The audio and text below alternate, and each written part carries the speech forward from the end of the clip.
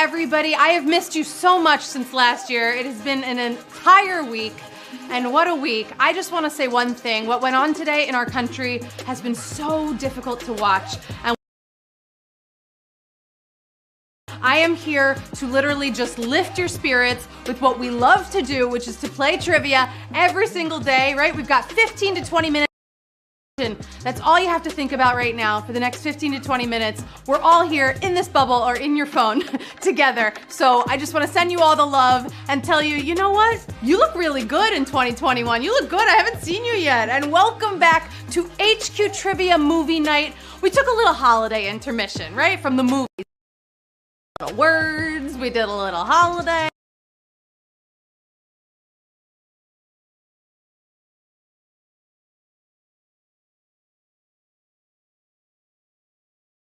You know what I mean? It's a red carpet, just picture it. Picture it with me. You have had nearly a year of a lockdown to stream movies, a whole holiday season to binge the classics, and by now I feel like cinema savvy. Yes. Well, tonight you get to put that movie mastery to the toughest to coast to the end of our 12-question trial by fire. You will reap your share of the box office bounty of $5,000. There she is, 5K. In 2021, that looks beautiful. That'll buy you a lot of jujubes or popcorn or soda. I don't know what you want. It's on you tonight. And you can even bump up your potential winnings with a VIP ticket. Ooh la la, VIP. That sounds beautiful. What is that? Well, that will put you in line for the very special VIP prize of $1,500. And that is as long as we sell the minimum of 100 tickets. But we will not sell more than 150 tickets, so it's very exclusive. You gotta get yours right away. You gotta jump on in, make VIP happen, right? Grab that ticket before someone else does. Let me tell you, it's a party in the VIP room. We got music bumping, we got leather seats. It's beautiful. And let us not forget that tonight we want to kick this year off right by highlighting a worthy charity doing so much good in the world right now. Tonight we've got the Caleb White Project, helping the homeless and building youth leaders. When 6-year-old Caleb White saw a homeless person for the first time, he knew he needed to help. Today, the nonprofit that bears his name, run by an advisory board whose members are all under 18, is making big differences in the city of Detroit. The project organizes youth volunteers for initiatives like helping the homeless move into affordable housing, throwing birthday parties for children in shelters, and so much more, including organizing fundraisers to make their work ongoing. So, HQ is donating 5 cents for every player tonight to the Caleb White Project with our admiration. And here is Caleb himself. Hey everyone, it's Caleb White here. Happy New Year's, and thank you so much for choosing to support the Caleb White Project. You know, I think the thing that makes the Caleb White Project so unique is that every project is carefully designed to encourage connectivity between people who wouldn't normally otherwise connect. I think that right now especially, connectivity is very important. So my challenge to you is to go find somebody who is struggling and make a personal connection with them and help them out in a way. Thank you, and again, thank you for choosing to support our mission. Thank you so much, Caleb. He's great. Look at what he's doing. He's so young. And you can visit the project at calebwhiteproject.com and donate something while you're there. I mean, the youth is the future right now, and Caleb is doing it. We applaud you. Don't forget that tomorrow night, we've got a double dose of HQ for you. Jeff Eisenband will be hosting HQ's Hall of Trivia at 8 p.m. Eastern, 1 hour before my brother Matt Richards is back with HQ Trivia proper. Yes, he's back with the proper game. Are you fired up right now? Are you fired up to go to the movies with me tonight? Oh, I miss the movies. I hope you got Twizzlers because that is my go-to candy. I mean, we've been gone for too long. So I say we head back into the theater. Let's hold hands. Let's go back into the theater. I like the front row. Please hold your criticisms for later. I'll always sit in the front row, even if the theater's empty. You know, why not? And don't forget, you can come back into that VIP room if you want right now. We're almost there. I don't know if we're gonna get there, but we could. We could tonight. Everyone wants to be a little VIP sometimes. And as always, let me remind you that the emergency exits are on either side of your phone right now. All loud family members, please, you have my permission to shush them for a little while. And under no circumstances should you silence your cell phones. You're gonna need it. Should we go on to the game? I think we should. Let's kick this off with question number 1. Q1. Which 2007 film was not shot in Marfa, Texas? No Country for Old Men, The Bourne Ultimatum, or There Will Be Blood? If 2 of these have ever blurred together in your mind, it's totally understandable, given the same year and same location, unless one was The Bourne Ultimatum, which was shot in 5 countries, but nowhere near Marfa. The Bourne Ultimatum is the answer. Who got it right? Woo! 47,129. You were born for this game, baby. You were born for it. But are you born to continue in this game? Some of you are. I see you. You got extra lives there. Use them. Birth them right now so you can use them into Q2. Let's move on to question number 2. Which of these is a real sub-tribe that the bounty hunters in Trolls World Tour belong to? Acid jazz, dubstep, or K-pop?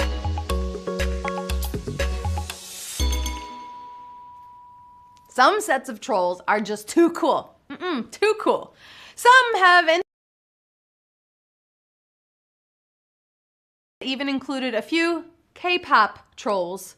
K-pop, you love it, you want to dance to it. Woohoo! Some of you thought that was dubstep. It wasn't. Jump into the K-pop world. 31,355. You nailed it. And I want to know in the chat, who is your favorite K-pop band? I hope it's those BTS guys. They rule. I mean, like, most entertaining group on the planet. Am I right? Flood the chat. Throw in some BTS if you're into it. If you're BTS right now. Team BTS. I'm Team Q3. Are you ready for it? Question number 3. Who is Priscilla in Priscilla, Queen of the Desert? An animal, performer, or vehicle?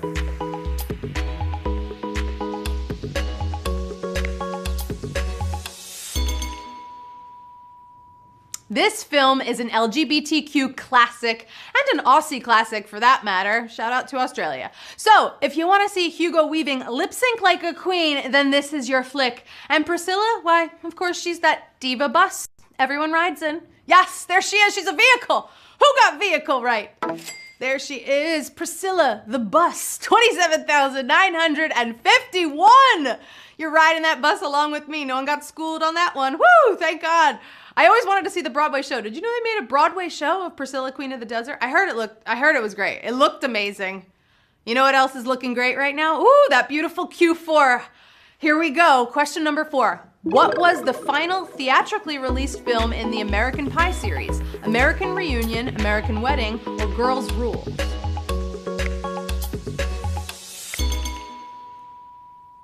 The original 1999 hit lives on through multiple sequels and its direct-to-video spin-off series, including last year's non-theatrical Girls' Rules.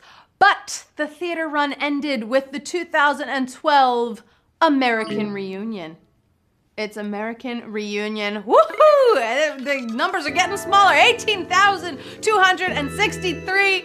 Welcome to our reunion. You're back here again. You did it. I want to know, what is your favorite American Pie movie? I love these movies. I think they're so funny. I honestly like American Pie 2 the best. You know, when they go to college? And true story, I saw that in the movie theater with my parents, which probably shouldn't be allowed for any child, no matter your age. Don't bring your kids to American Pie. Moving on to question number 5. The Conjuring 2 opens on a case connected to what other film? The Amityville Horror, The Exorcist, Poltergeist.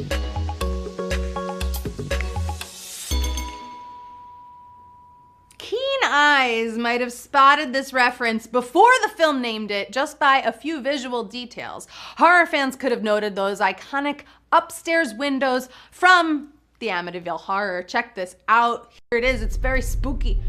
Oh, there they are. Those are the upstairs windows. It's an iconic story.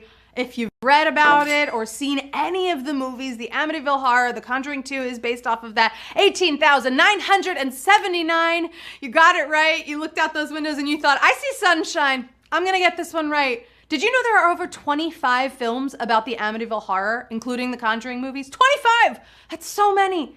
And I'm so fascinated by it. I should probably watch all of them. Moving on to Q6. In Footloose, which book of the Bible is not mentioned by name to promote dancing? Chronicles, Ecclesiastes, or Psalms? Ecclesiastes. I got it right. There is a time for every purpose under heaven and a time for the best 80s movies. But if you gotta cut loose with the help from the Bible, do like Ren and quote Psalms and Ecclesiastes. There she goes. But Chronicles, that is not it. Chronicles was not it. Oh, 13,664. You got it right. I was confused by that one too. And Footloose. I thought he was Jewish. I thought the movie, it's not about bat mitzvah dancing. I was wrong on that one. I gotta rewatch Footloose, I guess. Moving on to question number 7. Is tonight the night that you fall in heaven? Here we go. Which of these film series had the most theatrically released entries? Ice Age, Police Academy, or Step Up?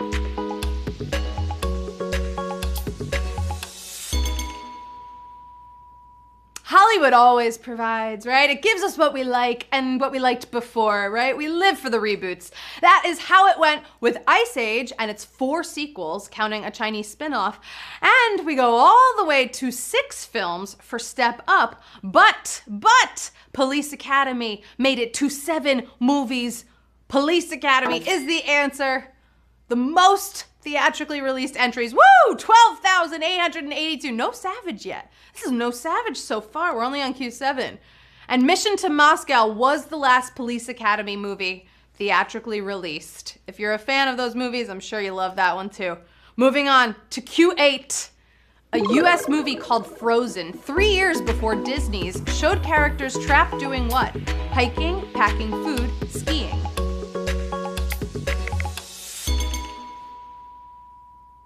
There was less singing and more freezing in this 2010 thriller where Shawn Ashmore and his friends braved the weather and faced tough decisions while trapped aboard a ski lift. They were skiing. It's a very scary movie. I recently watched it. 11,270. You got it. You nailed it. I mean, I know the HQties love Frozen, but you know what? You knew this Frozen too, the other Frozen. And of course, Shawn Ashmore also played Iceman, so it's hard to actually worry about him in a movie called Frozen, right? I mean, but it's pretty believable. Q9. Which snake codename is listed as #1 on the bride's list in Kill Bill films? Black Mamba, Copperhead, Cottonmouth.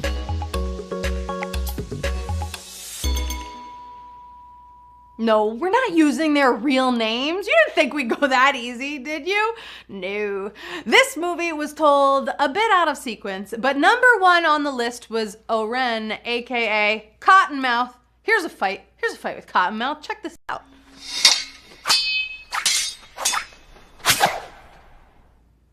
There she is. Who got Cottonmouth right?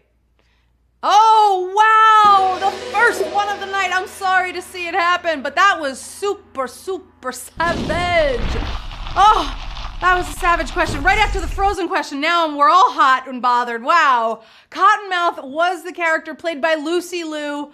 Woo! Take a deep breath. Shake it off, okay? We're at Q9. You can use an extra life still. No one's looking. No one cares. Use it. Stay in. You're so close. Wiggle your big toe now on to the next question, right? Let's Kill Bill this. Moving on to Q10.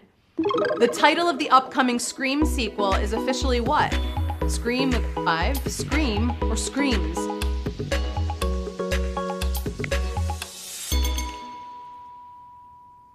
Once you get past a few entries, you can't just say Electric Boogaloo or At World's End. So for the 5th entry in the Scream franchise, they opted to go with just Scream again. That's the answer. Scream. Whew, good. Some of you screamed on that last question, but then you used that extra life, you got it together, you came back into the game, and now I obviously have to ask you, what's your favorite scary movie? Because mine is Scream, if you couldn't tell by that. I've been perfecting that for years now, and I can't wait for the next one. I love all the Scream movies. All right, penultimate question. You got this. Here we go with Q11. What film does not contain a core cast member from Kids in the Hall? A Bug's Life, Sky High, Tooth Fairy.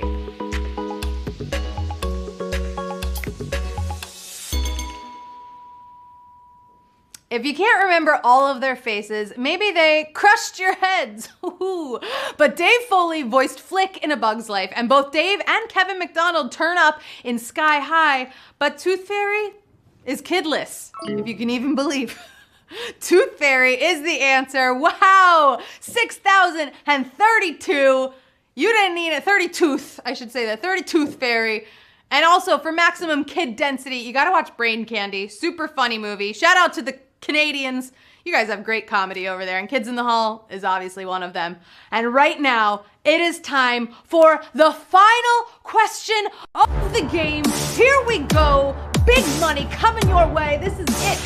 This is Q12. Oh my goodness. Everybody shake it off. I don't want this movie to end. I'm having so much fun with you. All right, Q12. Here we go. In a famous line from Jaws, who is going to need a bigger boat? I, we, or you?